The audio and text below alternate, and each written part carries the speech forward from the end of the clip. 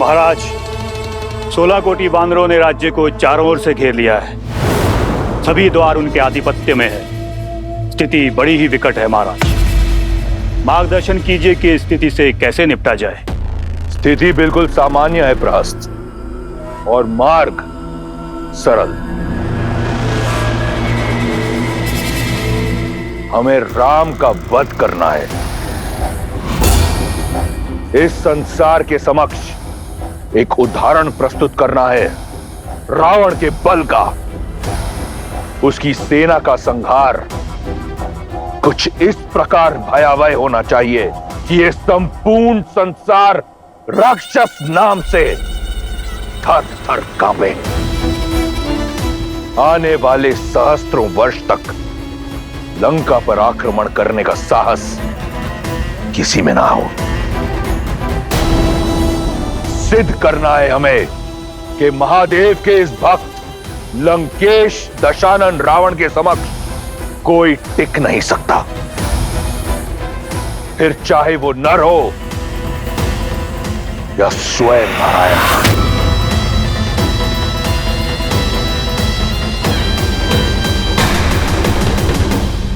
साजोपुत्र, लंका के शत्रुओं का रक्त चखने के लिए मेरी तलवार कब से लालायित है पिताश्री। तो फिर लंका के युवराज और मेरे सर्वोच्च सेनापति होने का दायित्व निभाओ। युद्ध नीति बनाओ और आगे बढ़ो। तुम्हारे हर निर्णय में मैं तुम्हारे साथ हूं। राम और उसकी वानर सेना को यह अनुमान भी नहीं होगा कि कैसी काज गिरने वाली है उन पर।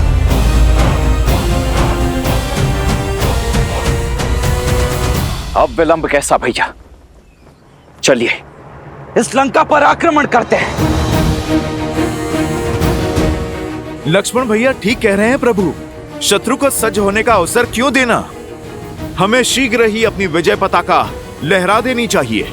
क्योंकि यह धर्म युद्ध है हनुमान, और धर्म सबको अवसर देता है, रावण को भी। और यह अवसर अंतिम होगा। परंतु क्यों भैया? क्योंकि केवल रावण या उसकी सेना दांव पर नहीं, सैनिकों का परिवार और उनका भविष्य दांव पर है।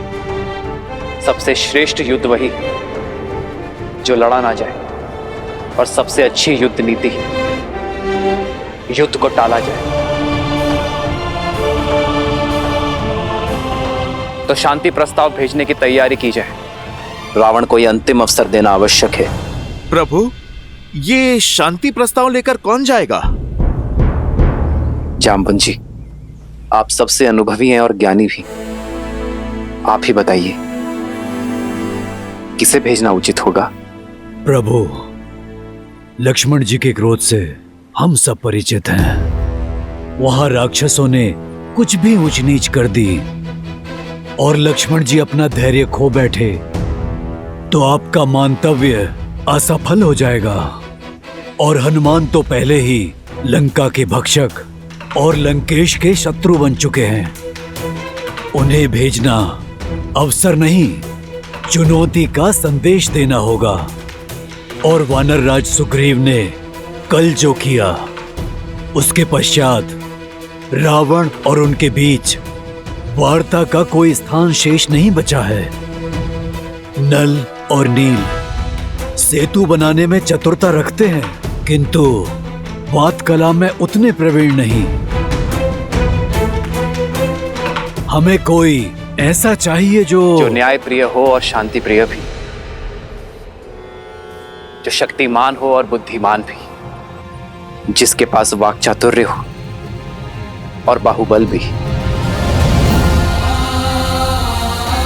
जो व्यवहार में संतुलित हो, जो एक राजा से बात करने के योग्य पद पर,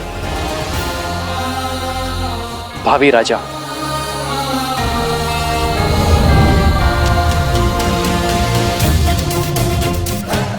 यह अत्यंत ही उत्तम चयन है भैया। शांति प्रस्ताव लेकर अंगद को ही जाना चाहिए। अवश्य प्रभु।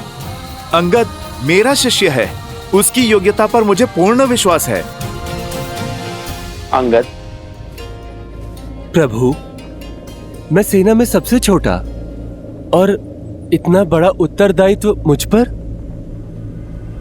यह भी आवश्यक है अंगद। शत्रु को ज्ञात होना चाहिए कि इस सेना का सबसे युवा सदस्य भी बुद्धि, शक्ति और नीति में कितना प्रबल है। मैं शांति प्रस्ताव का दायित्व तुम्हें सौंपने जा रहा हूं अंगद। यह कार्य अत्यंत महत्वपूर्ण है और कठिन है। मैं आपको निराश नहीं करूंगा प्रभु। जानता हूं अंगद, मेरी सोच रावण से स्पष्ट शब्दों में कह देना। कह देना यह अंतिम विकल्प और अंतिम प्रस्ताव है। यदि अब भी वो अपनी हट पर अड़ा रहा, सीता को मुझे ना लौटाया, तो युद्ध अंतिम विकल्प होगा और रावण की अधर्म की लंका का सर्वनाश होगा।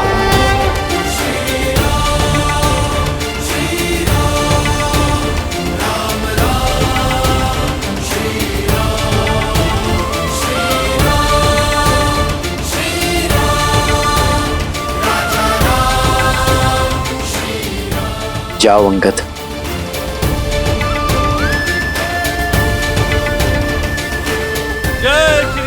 जय श्री राम। अंगद, अपने गुरु का मान रखना। कोई संदेश है हनुमान काका? बहुत धैर्य से काम लेना अंगद।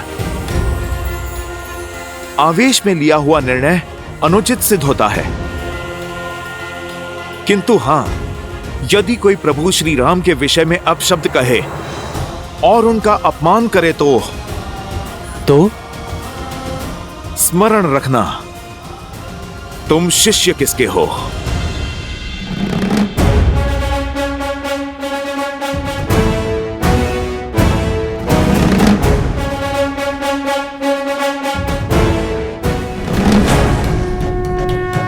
जय श्री राम।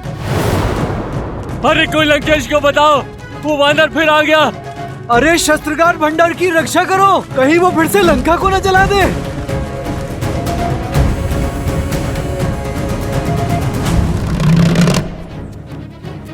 योद्धा नहीं, दूत आया है। श्री राम का संदेश लाया हूं। लंकेश तक पहुंचने का मार्ग बताओगे या मैं स्वयं बना लूं?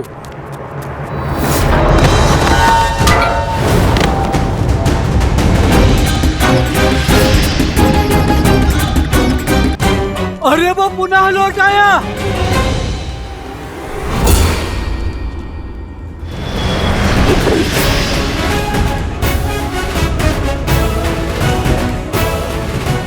रावण सीधे जाकर दाई मुड़ते ही सभागृह है।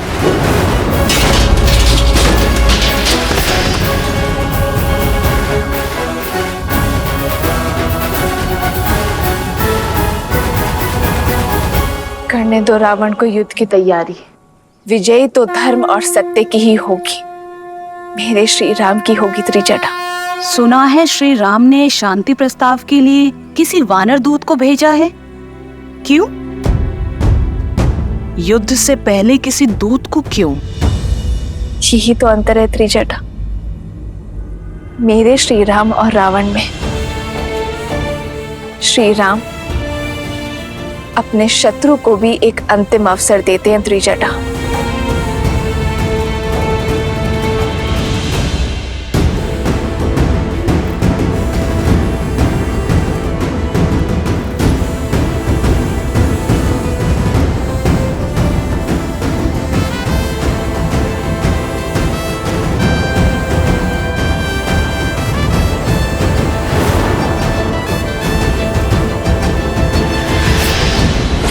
अरे अरे, बैठे रहिए। मैं तो केवल श्री राम का दूत हूं।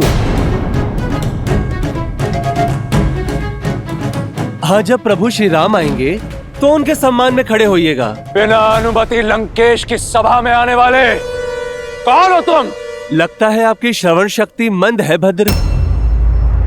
मैं रामदूत हूं और मुझे कहीं जाने के लिए केवल श्री राम की आज्ञा चाहिए, किसी की अनुमति नहीं। मैं श्री राम का संदेश लेकर आया हूं रावण के लिए। जानता हूं क्या संदेश भेजा होगा उस वनवासी ने।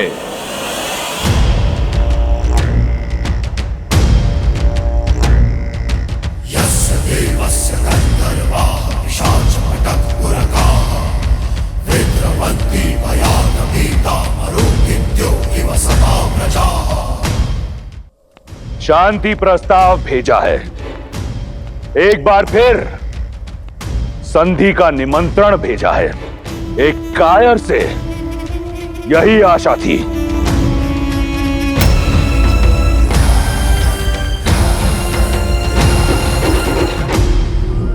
और देखो, भेजा भी तो किसे? एक तो वानर, उस पर बालक प्रतिनिधि प्रतीक होता है भेजने वाले के व्यक्तित्व का। श्री राम के व्यक्तित्व की तो बात ना ही करो दशानन, तुम्हारी सोच से परे है वो।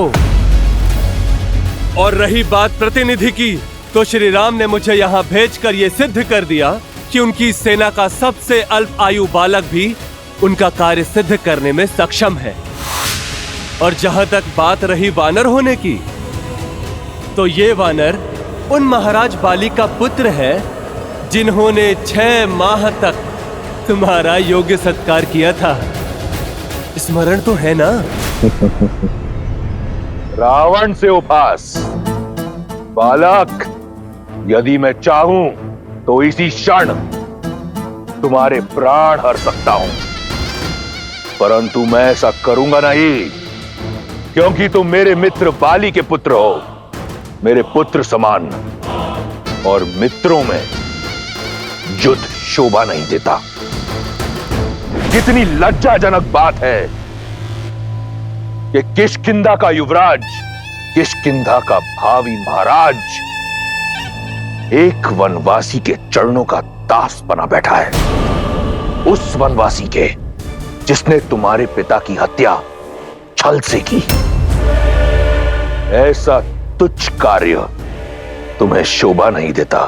तुच्छ तो तुम अपने व्यवहार को सिद्ध कर रहे हो दशानन। किष्किंधा के युवराज को, श्री राम के दूत को अपनी सभा में विराजने का उचित स्थान ना देकर